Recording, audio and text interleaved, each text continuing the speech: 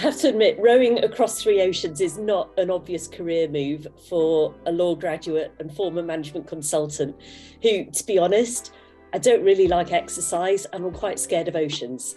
So it was not at all obvious. But shortly before I made this fairly momentous decision, I'd had an environmental awakening. I'd spent several months traveling around Peru and I'd seen firsthand the consequences of habitat destruction and climate change. And to me at the time, it just seemed like literally the most important issue on the face of the planet, to say to people, we have an ecological crisis and we have to treat the earth with more respect. So I was desperately trying to find something a little bit out of the ordinary so that I could get people's attention for this environmental message. And I suppose the fact that I'd rowed before and was dimly aware of this obscure and masochistic sport of rowing across oceans just gave me the delusion that this was something I was vaguely qualified to do. As it turned out, it was a hell of a lot harder than I ever expected. Certainly didn't get a free pass from Mother Nature just because I was out there trying to champion her cause. But yeah, that was really the plan, that through my blogs, my books and my talks, that I would use my adventures to raise environmental awareness. Well, as it turned out, my adventures were at least as much a personal journey of discovery as they were about the environmental mission. And yeah, I certainly learned a heck of a lot about resilience, courage, fortitude and mental strength. How did I keep going? Well, luckily for me, it's very difficult to quit in the middle of an ocean. It's not like you can catch the bus home. So even though there wasn't a single day that went past when I didn't wonder why the heck this had ever seemed like a good idea, I really just had to hang on in there and try and find ways to manage my thoughts and my emotions so that they didn't overwhelm me. And I think the most important thing that I learned was to break down this massive challenge. I ended up rowing a total of 15,000 miles. And I really just had to break it down into one day, one rowing shift, 1 mile at a time, or else it was just too much to cope with. And I really think we could do absolutely anything when we break it down in small enough pieces and just keep on consistently and persistently showing up. The ocean really taught me so many life lessons that I think are really relevant on dry land and applicable to almost any kind of a challenge.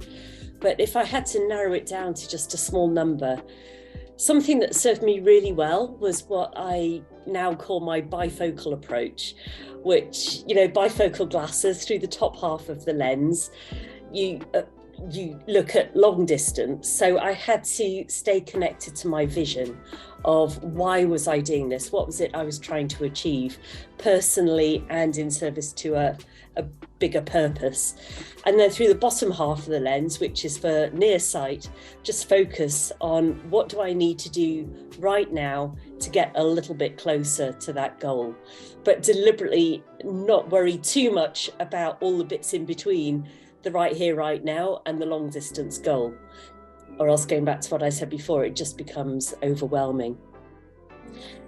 And another one that I found really, really helpful was what I call the retrospective perspective, because there were definitely times that I got very depressed, stressed, frustrated, bored. I was in pain, a lot of things were going wrong. I had a lot of equipment failures. And there were times when my emotions really threatened to overwhelm me.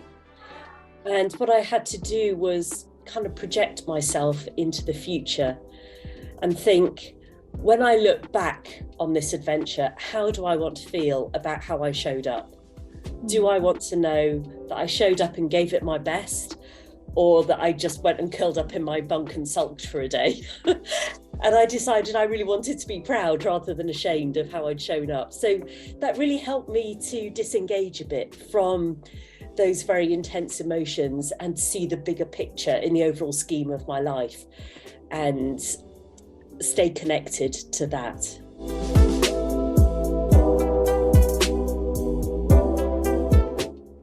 I was really amazed at what I was capable of. I suppose, like a lot of people, I'd had a fairly easy life. A lot of us in the developed Western world don't face that many challenges. We don't face life or death decisions. And there were so many times when I was out on the ocean, having volunteered for this challenge, so I really only had myself to blame. But there were so many times when I thought I'd reached my absolute limit of boredom, of pain, whatever.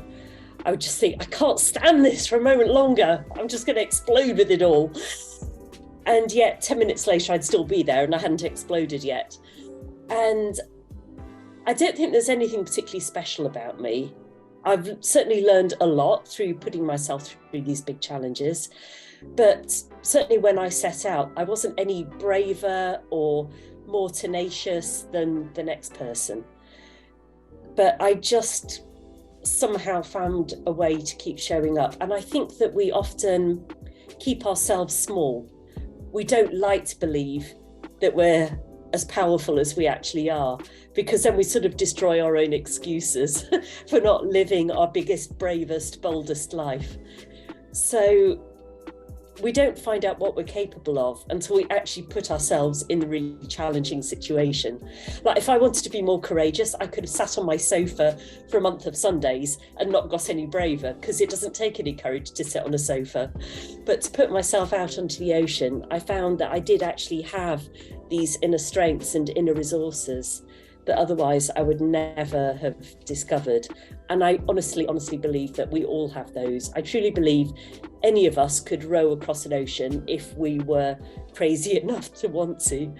So I hope that's what people really take away from this. Too often we have these big dreams and we talk ourselves out of them.